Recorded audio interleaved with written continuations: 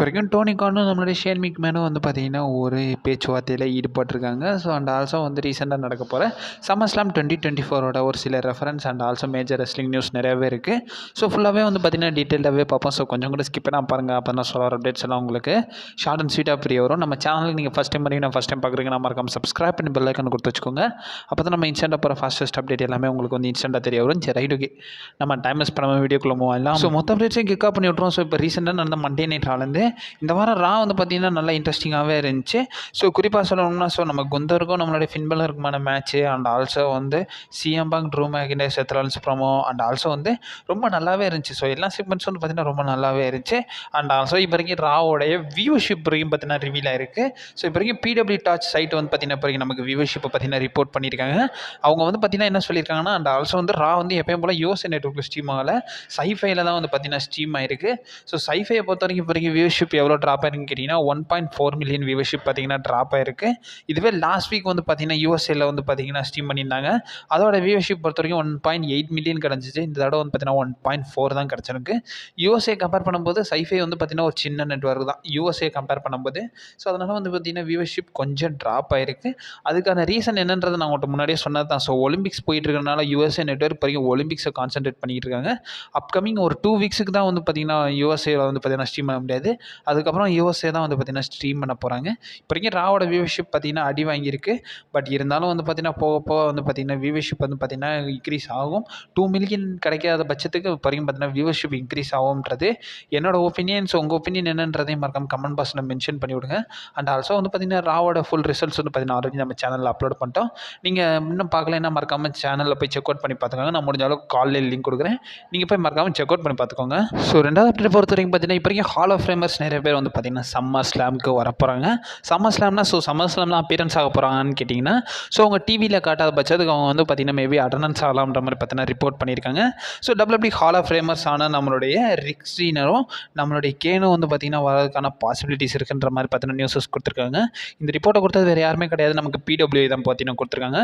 So PW அவங்க கொடுத்த இந்த ரிப்போர்ட்டில் என்ன சொல்லியிருக்காங்கன்னா இவங்க 2 பேரும் வந்து பார்த்திங்கன்னா இந்த வீக்கெண்ட் கிளீவ்லாண்டில் வந்து பார்த்திங்கன்னா இருக்க போகிறாங்கன்ற மாதிரி நியூஸஸ்லாம் கொடுத்துருக்காங்க.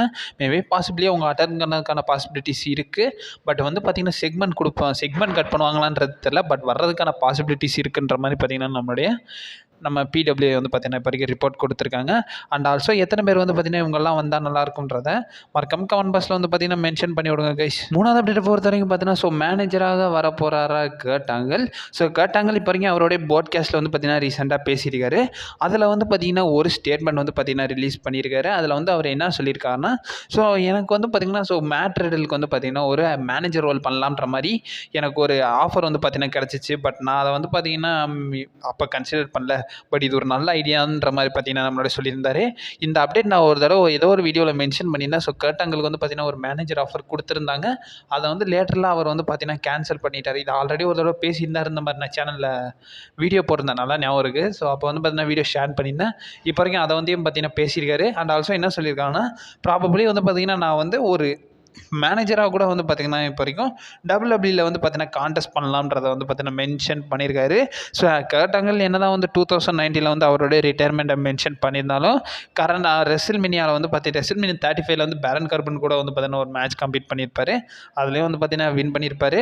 ஸோ அதுக்கப்புறமா வந்து பார்த்திங்கன்னா நம்ம வந்து கர்ட் ஆங்கிளை பெரிய லெவலில் டபிள்யூடபிள்யூவில் பார்க்கலன்றது தான் நம்மளோட ஒப்பீனியன்.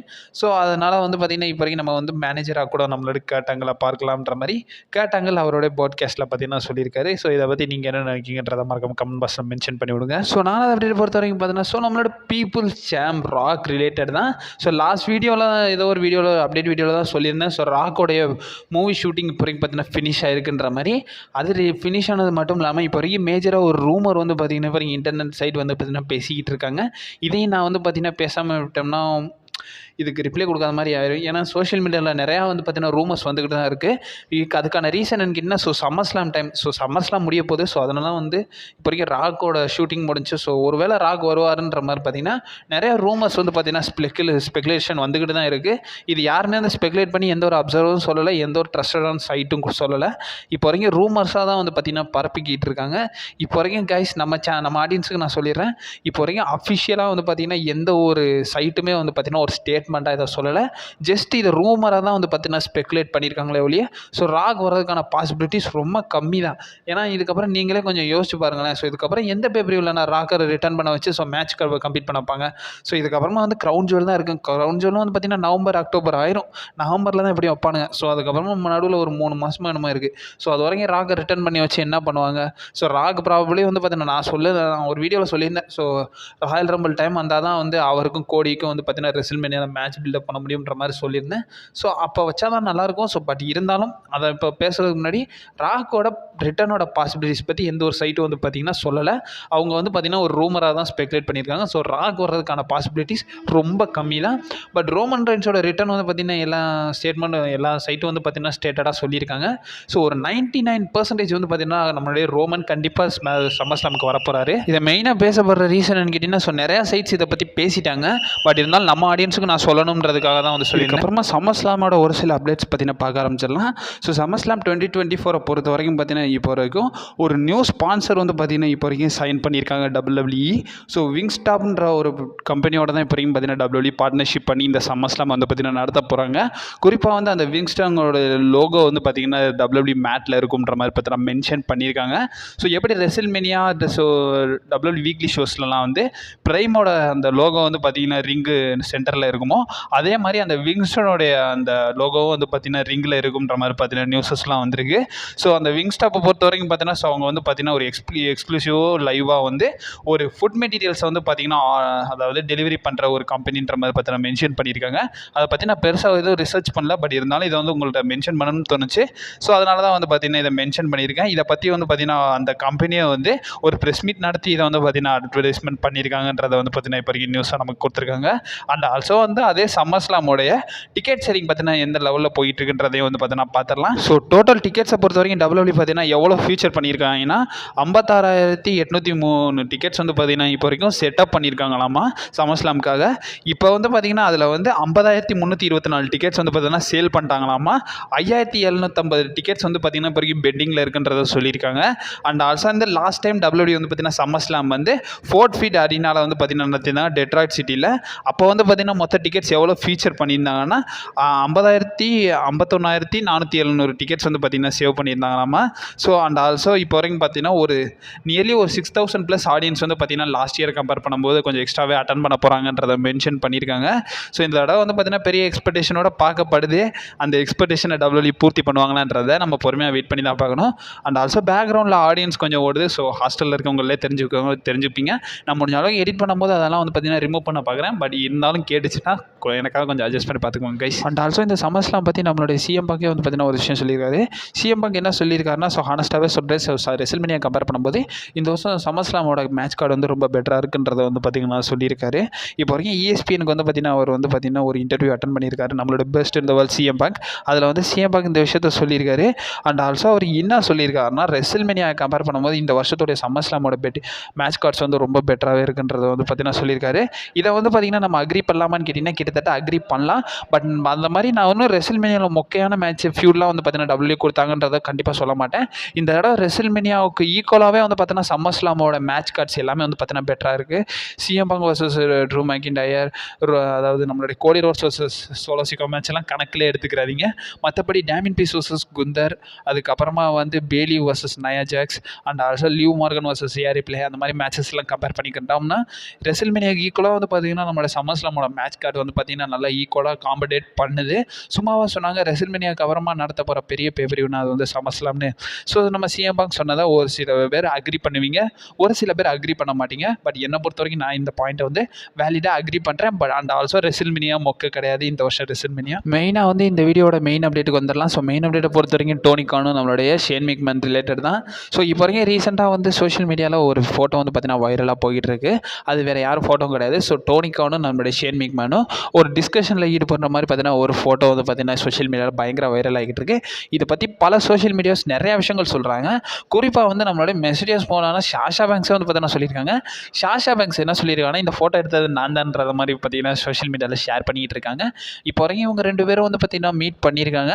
அண்ட் ஆல்சோ வந்து WWE பேக் ஸ்டேஜும் வந்து பார்த்தீங்கன்னா இதுக்கு பார்த்தீங்கன்னா ரியாக்ட் பண்ணியிருக்காங்க. அதாவது அவங்க வந்து பார்த்தீங்கன்னா என்ன சொல்லியிருக்காங்கன்னா இது வந்து பார்த்தீங்கன்னா கொஞ்சம் சர்ப்ரைசிங்காக தான் இருந்துச்சு. பட் இது ஒன்றும் பார்த்தீங்கன்னா பெரிய லெவலில் எங்கள்கிட்ட வந்து வந்து பார்த்தீங்கன்னா இம்பாக்ட் ஆகாதுன்றத வந்து பார்த்தீங்கன்னா WWE சிம்பிளாகவே சொல்லியிருக்காங்க.